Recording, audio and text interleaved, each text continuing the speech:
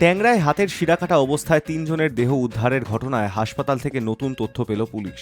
বুধবার সকালেই বাইপাসের অভিষিক্তা মোড়ের কাছে একটি পথ দুর্ঘটনা ঘটে। একটি গাড়ি ধাক্কা মারে পিলারে। তাতে ৩ জন যুবক আহত হয়েছেন। হাসপাতালে তাদের জিজ্ঞাসাবাদ করতে গিয়েই ট্যাংরার ৩ মৃত্যুর সঙ্গেও যোগ পেয়েছে পুলিশ। যুগ্ম পুলিশ কমিশনার রূপেশ কুমার জানিয়েছেন, ৬ জনই একই পরিবারের সদস্য। তারা একসঙ্গে আত্মহত্যার চেষ্টা করেন। পায়েসের মধ্যে ঘুমের ওষুধ মিশিয়ে খেয়েছিলেন তারা। তারপরে হাতের শিরা কাটা অবস্থায় ২ মহিলা এবং এক কিশোরীর দেহ উদ্ধার করা হয়েছে।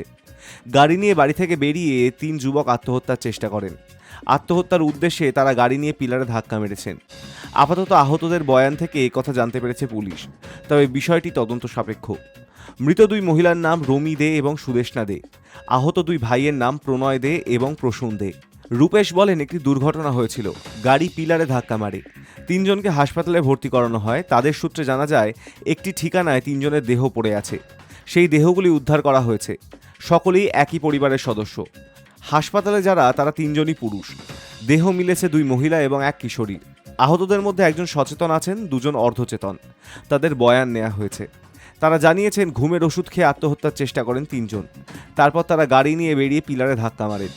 কি ঘটেছে ময়না তদন্তের পর জানা যাবে। একই পরিবারের ৬ সদস্য একসঙ্গে কেন আত্মহত্যার পথ বেছে নিলেন? আর্থিক সমস্যার একটি কারণ হতে পারে, জানিয়েছেন রূপেশ। প্রাথমিকভাবে আহতদের জিজ্ঞাসাবাদ করে তেমন সমস্যার কথা জানা গিয়েছে, তবে সেই দাবি খতিয়ে দেখা হবে। এলাকার কাউন্সিলর বলেছেন, পরিবারটিকে আমি চিনতাম। ওদের চামড়ার ব্যবসা ছিল, অত্যন্ত ভদ্র পরিবার।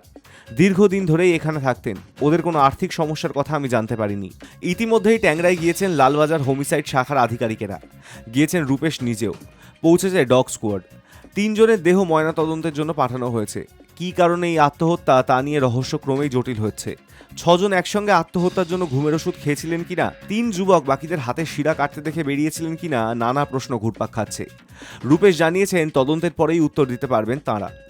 High news network.